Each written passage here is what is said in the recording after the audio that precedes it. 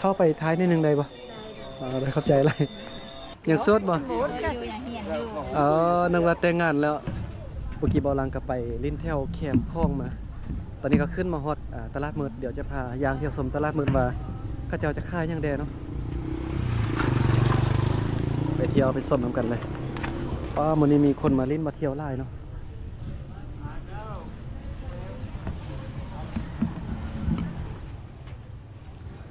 ข้าเจ้าจะค่ายเป็นเครื่องหัตถกรรมแบบดังเดิมสมัยตะกี้นะจะค่ายไล่เป็นพิเศษนะเพราะว่าหลวงพระบางเนี่ยก็เป็นเมืองมรดกโลกนะมีเครื่องวัตถุโบราณมีเครื่องแบบดังเดิมนะไล่เลยบ่จะเป็นห้านอาหารโรงแรมบ้านพักจะเป็นป้ายโฆษณาต่างๆเมี่ยงกะยาเนาะข้าเจ้าจะแต่งแบบดังเดิมเป็นเอกลักษณ์แบบดังเดิมของคนลาวสมัยตะกี้นะจะมีเครื่องเสื้อผ้าแบบแผ่เซลงานฝีมือเนาะลายประเภทเลยที่ข้าเจ้าค่ายอยู่นี่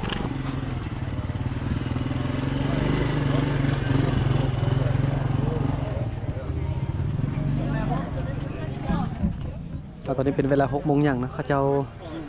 กำลังเริ่มเอาเครื่องมาค่าย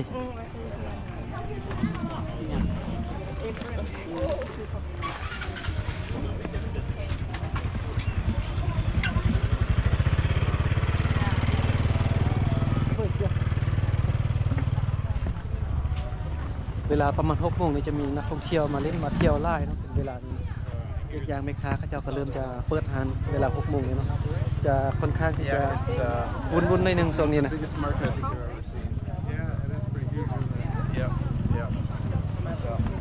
เมื่อก่อนเนี่ยบ่ค่อยมีนักท่องเที่ยวคนจีนเนาะมาตั้งแต่มีทางรถไฟมานี่ก็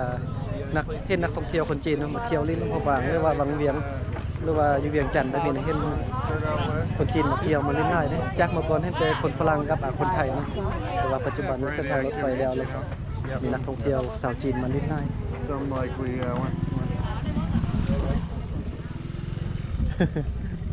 ดูสาวงามเลยเนาะ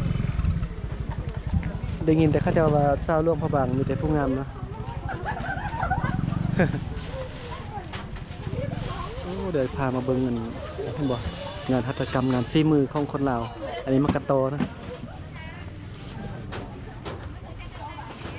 โอ้กระเป๋างามขนาดนะใครมีแฟนซื้อไปตอนแฟนสุดใดเบาลังยังบ่ทันมีเท่าเดี๋ยวจะย่างไปสุดทางเลยเบิ่งว่าจะเป็นจังได้ข้าเจ้าจะค่ายไปฮอดไซเนาะ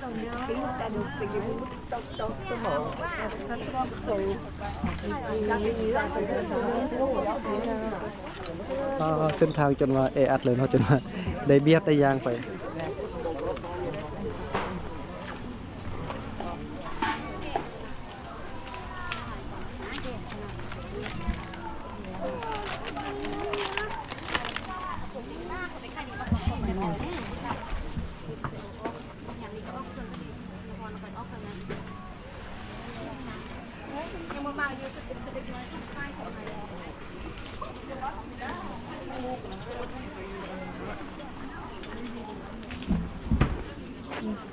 อันนี้มันน้ำเมี่ยงแล้วสาวอันนี้เป็นเหล้าโอเคน้ำหอม กินก็เมาแท้บ่นี่แห้งบ่นี่อันนี้ก็แห้งนี่นะบ่เคยเห็นจักเทื่อนี่อันนี้เอิ้นว่าเหล้าเมี่ยงนี่อันนี้เหล้าต้มแต่อันนี้มีได้รสชาติเหล้ารสชาติสาเขียวปกติเคยกินแต่น้ำปั่นสาเขียว อันนี้เป็นเหล้าสาเขียวเนาะฟุกบ่กินนี่เป็นอะไรรสชาติมันนี่โอ้ยกินรสน่าจะเมารสเท่าไหร่นี่แก้ว40,000บอกเห็นจักเทื่อเป็น ครั้งแรกที่ว่าเห็นเหล้ากินกันได้เอาปะไว้ด้นได้บ่นี่รส40,000คือกันมันบ่เดี๋ยวเบิ่งนิดนึงเนาะอันนี้มันเหล้าเนาะเฮ็ดอยู่ไสนี่อันนี้เฮ็ดอยู่บ้านเมืองอยู่หลวงพระบางนี่เลยอยู่บ้านเมืองเป็นของสุนเผามงบ่เฮ็ดนี่อ๋อนี่เป็นเหล้าสุนเผามงเพิ่นเฮ็ดเนาะเหล้ารสชาติมักม่วงโอ้จะมีหลายรสชาติเดี๋ยวเบิ่งอันนี้จะเป็นรสชาติมักม่วงอันนี้รสชาติกาแฟ เหล้ากาแฟก็มี รสชาติเป็นอะไรคล้ายคือกาแฟบ่อ๋อเบาลังไม่เห็นเหล้านี่เหล้ารสน้อยๆนี่เป็นครั้งแรกที่ว่าเห็นเหล้าแบบนี้แล้วก็จะมีหลายรสชาตินะว่าจะเป็นเหล้ามากมายเป็นรสกาแฟถ้าว่าเหล้าที่ว่าเป็นรสกาแฟนี่ก็แบบรสชาติจะคล้ายคือกาแฟนี่เป็นเหล้ารสมะม่วงถ้าว่ารสอันนี้ก็จะมีรสชาติเป็นมะม่วงอันนี้นี่เป็นรสชาติชาเขียวข้าวกำเป็นเหล้าของสดเผามงเพิ่นแปลงเองนะเป็นเหล้าลมพะบางอันนี้มันอันนี้ก็เป็นเหล้าคือกันเต้ อันนี้เป็นน้ำผึ้ง น้ำผึ้งเท่าไหร่เนี่ย อันนี้65 65มีโล55 อ่าเดี๋ยวจะซื้ออันรอดหนึ่งก็ซื้อไว้เป็นที่ระลึกเนาะก็เป็นฐานอาหารกันนะแล้วก็จะออกแบบนี้แบบนี้เลยอันนี้น้ำผึ้งเนาะอันนี้เท่าไหร่คือกันวะอันนี้50เนี่ย55อันนี้65เอารอดหนึ่งบ่เนาะซื้อไว้เป็นที่ระลึกปะไว้โดนใดเต้ ได้ ว่าอยากจะซื้อเหล้าอยู่แต่ว่าบ่เคยกินจักเทื่อเด้รอดหนึ่งนี่เมาบ่กินรอดหนึ่งนี่ เราเมา บ่เมาเคยกินแล้วบ่เป็นคนผลิตเองเลยเต้แต่งเองเลยบ่เทื่อแม่ค้าเพิ่นแต่งเองเนาะอันนี้น้ำผึ้งแท้บ่นี่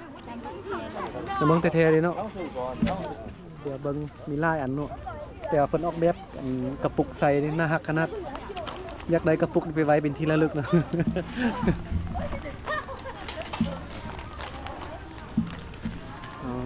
อันนี้ได้ไหมยังนี่ เป็นกาแฟ กาแฟกินดีมียังได้บ่นี่เลยว่าเป็นกาแฟธรรมดา นี่กับอันนี้เป็นกาแฟธรรมดา เป็นกาแฟธรรมดาเลยเนาะ อันนี้จะเป็นกาแฟอาราบิก้า เป็นออกแบบเฮ็ดงามเนาะสร้างเฮ็ดออกแบบเองบ่เนี่ยไม่ค่าเพิ่นออกแบบเองเพิ่นออกแบบงามแล้วก็น่ารักเห็นแล้วสะดุดตาแบบอยากซื้อเลยนะบ่ธรรมดาเนาะ นี่ซื้อแบบฟ้าให้นี่ครับนี่ครับเพิ่นมาซื้อเป็นเครื่องฟากของตอนเนาะ อันนี้จะเป็นเครื่องฟ้า เพิ่นแต่งงามเด้เสียดายบ่ทันมีแฟนเดี๋ยวบ่ซื้อแหละ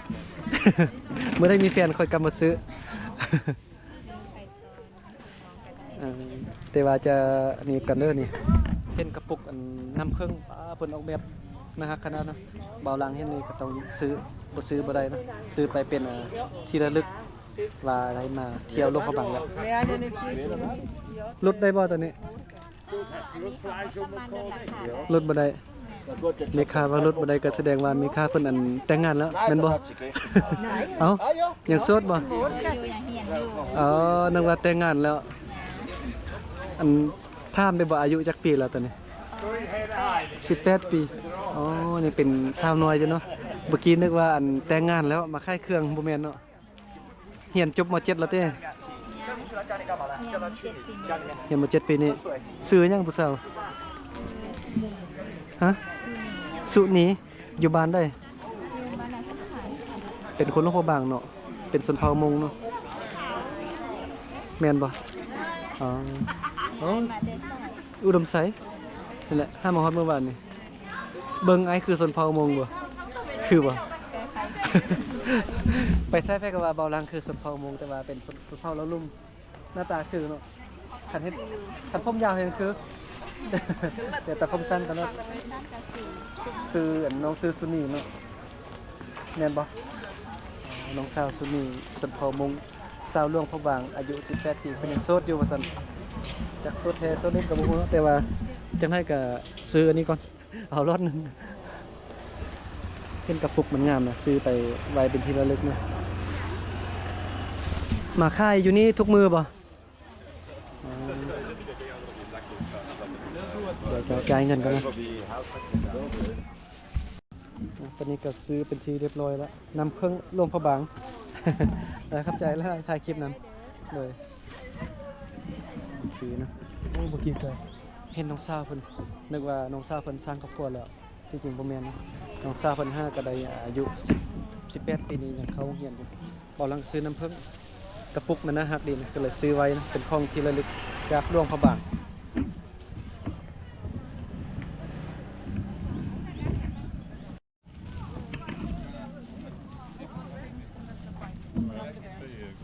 โอ้นี่เป็นอันใส่น้ำดื่มเนาะใครที่มักต้องการที่กระเป๋าเนาะกระเป๋าเลือกเป็นท่งใส่กระป๋องน้ำดื่มแบบนี้น่าหักเนาะแต่ว่าโบราณมีลายแล้วนี่โอ้นี่อันนี้แหงงามเนาะใครที่มาร่วมพอบางนะอย่าลืมเนาะแวะซื้ออันท่งใส่น้ำดื่มแบบนั้นแบบนี้นะโอ้น่าหักขนาดงามเนาะซื้อครับว่าไปใส่น้ำกินนะ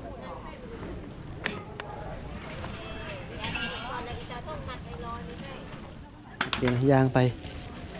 เที่ยวสมนาว่าข้าจะค่ายนี่ยังเดียวอยู่ลงพระบางนี่อยู่ตลาดมือนี่เมื่อกี้กลับไปซื้อน้ำผึ้งสวยสาวสมเภามงคน1 อันนะโอ้อยู่นี่เป็นห้านอาหา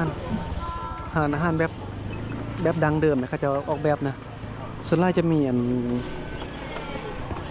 คนฝรั่งเนาะนักท่องเที่ยวคนฝรั่งหรือว่าคนจีนเนาะเขาจะมานั่งเล่นอยู่นี่เพราะว่าหาดนี่เขาจะออกแบบเป็นหาดแบบดังเดิมสมัยเก่าตะกี้เลยนะคือเฮือนบูฮานเลยเนาะเขาจะก็จะเปิดเพลงแบบดนตรีแบบพื้นบ้านแบบดังเดิมสมัยก่อนสมัยตะกี้นะบรรยากาศนี่รู้สึกแบบคือกับย้อนยุคเลยเนาะ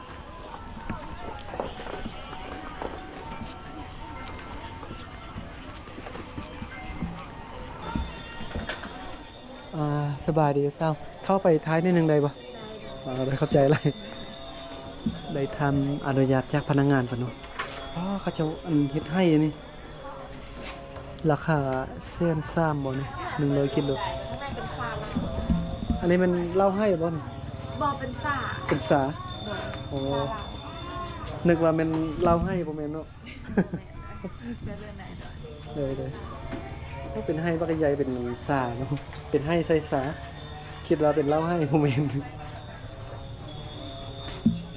โอเคนะกับประมาณนี้เนาะอาจารย์จะค่ายสามาอยู่นี่นะนึกว่าเป็นเล่าให้บ่แม่นเข้าใจได้เด้อเป็นพนักงานอยู่นี่บ่แม่โดยเป็นหันซ่าเป็นคนลาวนี่บ่สำเนียงคือคนไทยบ่โดยเป็นอยู่แข้งได้อยู่ใต้คนภาคใต้เนาะนึกว่าเป็นคนไทยเพราะมาอยู่ไกลเนาะเลยเข้าใจอะไรบางทีไม่ใช่นั่นผู้สาวคนสำเนียงคือคนไทยนิดนึงนึกว่าเป็นคนไทยที่จริงเพิ่นมาแต่ภาคใต้เพิ่นเนาะน่าหักนะตาแพงเลย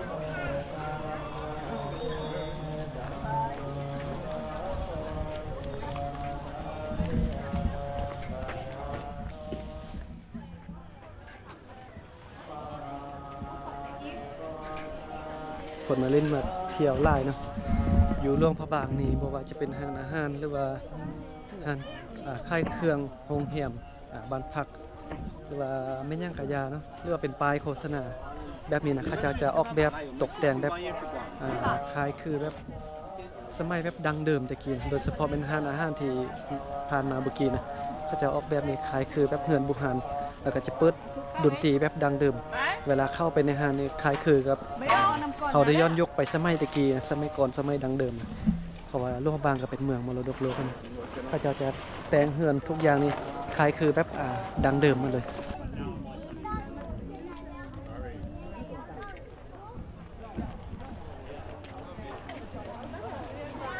ตอนนี้บอลังขึ้นมายืดอยู่บนทางขึ้นพระธาตุภูซีนะบึกว่างามขนาดเนาะมันก็จะมาเล่นมาถ่ายรูปอยู่นี่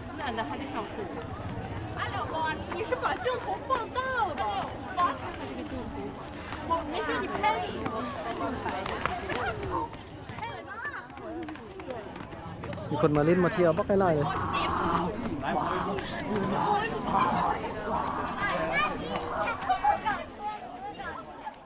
เบิ่งตลาดมืดเขาเจ้าค่ายเครือนี่อยู่เส้นทางเส้นนี้ยาวไปจนสุดทางทางพุ่นนะเบาลางยางมาจนว่าค่ำนะเขาเจ้าค่ายเครื่องบักไล่เด้เขาเจ้าค่ายเครื่องมีเสื้อผ้ามีเครื่องหัตถกรรมแบบดังเดิมนี่ไล่ยางเลย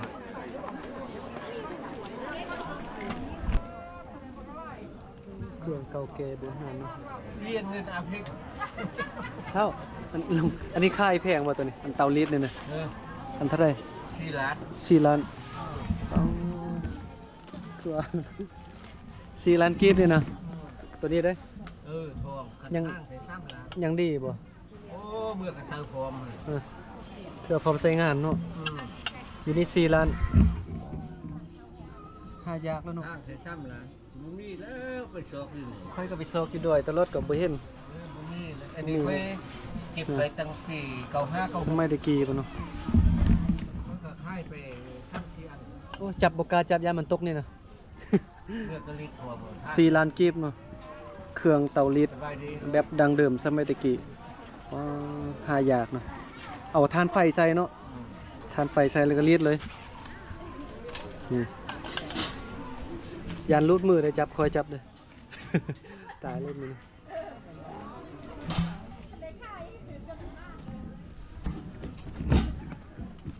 นี่ก็เงินลาวเนาะใบ100กีบสมัยตะกี้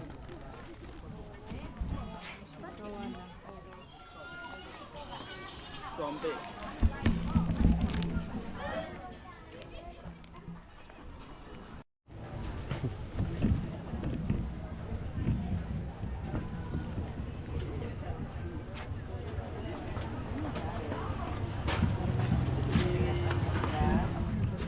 พามาเบิ่งขนมเนาะ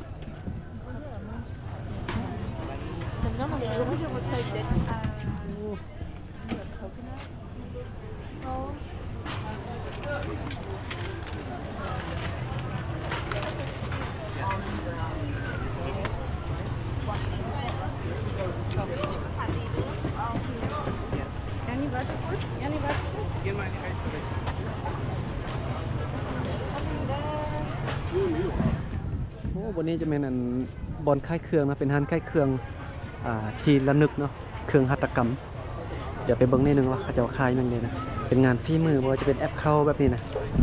นี่เนาะเป็นงานฝีมือของคนลาวอะไรเขาจะค่ายเครื่องแบบทีละนึกเนาะ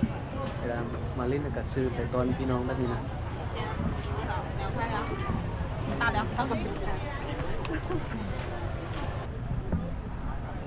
อันนี้เป็นฮันจุ่มเนาะมีคนมากินไล่ได้อยู่นี่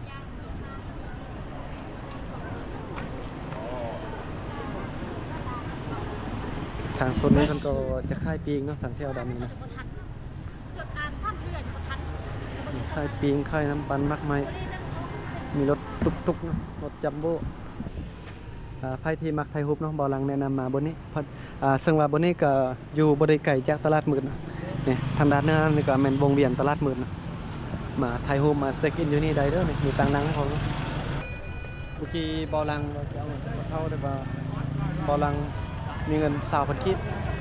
แล้วก็ถ้าให้พวกเขามาถึงบอลังจะบริกินกาแฟเมื่อกี้ก็เลยว่าไปซื้อกาแฟมาเนาะ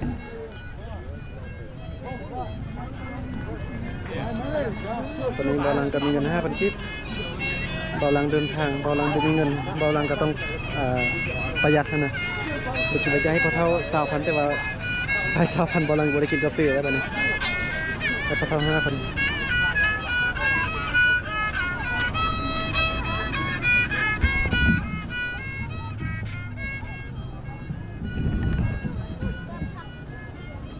บอลังมักเดินทางเห็นเดินทางแบบนี้บ่ได้ไม่ก็มาบอลังเป็นยูทูบเบอร์แบบมีเงินเลยเป็นคนแบบเป็นยูทูบเบอร์คนหนึ่งที่ว่าเป็นยูทูบเบอร์ซองน้อยๆแล้วก็บ่มีเงินหลายนะซึ่งว่าการเดินทางแต่ละเทื่อนี่บอลังก็ต้องได้ประหยัดเนาะเพราะว่าเขาหัวใจฟุ่มเฟือยมันจะเดินทางไปไกลเท่าไรเนี่ยบอลังเดินทางแต่ละเทื่อก็ต้องได้ประหยัดนะเพราะว่าบ่มีคนให้การสนับสนุนทุกอย่างนี่ต้องเฮ็ดโดยความสามารถของตัวเองแล้วเนาะต่างจากยูทูบเบอร์คนอื่นจะมีคนสนับสนุนนะบอลังมาอยู่วงเวียนสี่แยกโรงพยาบาลบนตลาดมืดป้าโทรมาเบิ่งรถไล่เนาะบอลังมักไปแต่ดอยปกตินะชิดเก่าบอลังก็เดินทางขึ้นแต่ดอยเนาะบ่ได้เห็นความวุ่นวายอยู่ในเมืองแบบนี้มื้อนี้บอลังมาดอยมาดอยมาในเมืองเนาะมาเบิ่งการสัญจรการขี่รถในเมืองวุ่นวายขนาดเบิ่งนะยุ่งยากนะได้คอยไปคอยมานะเพราะว่ารถไล่คันผู้ใดกับผู้ฟ้าวไปเนาะแต่ว่าตอนนี้บอลังก็ยังยืนอยู่ที่บริเวณตลาดมืดเนาะตลาดมืดลงพระบางบอลังมาตลาดมืดแต่ละเทือก็ยังเห็นพระเท่าคนซีโซ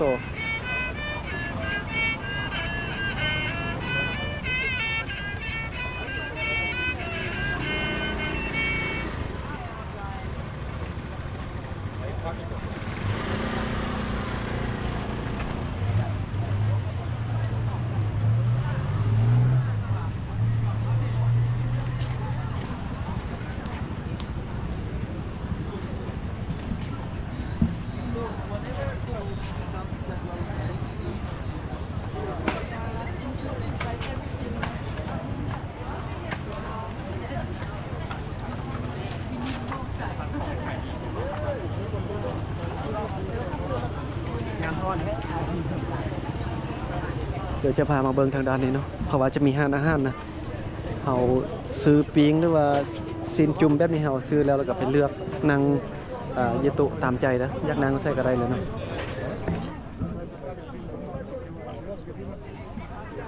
Tiểu theo quần đúng.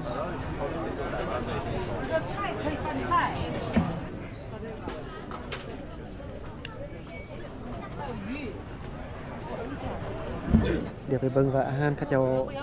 อยู่นี่เขาเจ้าขายยังไงเนาะคนมาซื้อบักไล่ๆเลย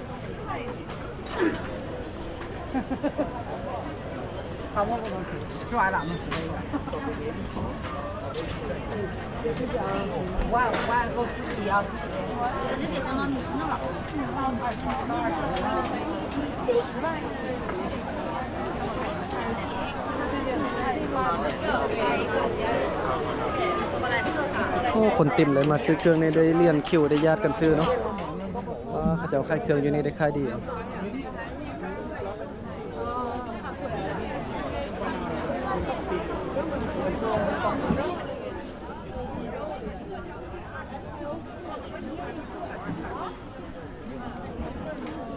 ปานเล่นบุญเลยเนาะ 给他一个，他找你这个200万那个。买一盒就行了。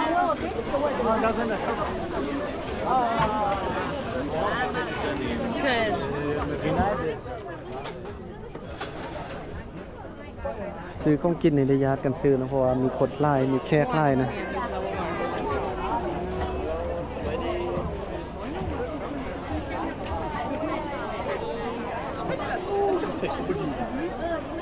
มันเริ่มตาก็จะออกมาทางด้านนี้เนาะนี่อยู่นี่เขาจะเอาไข่มันเกี่ยว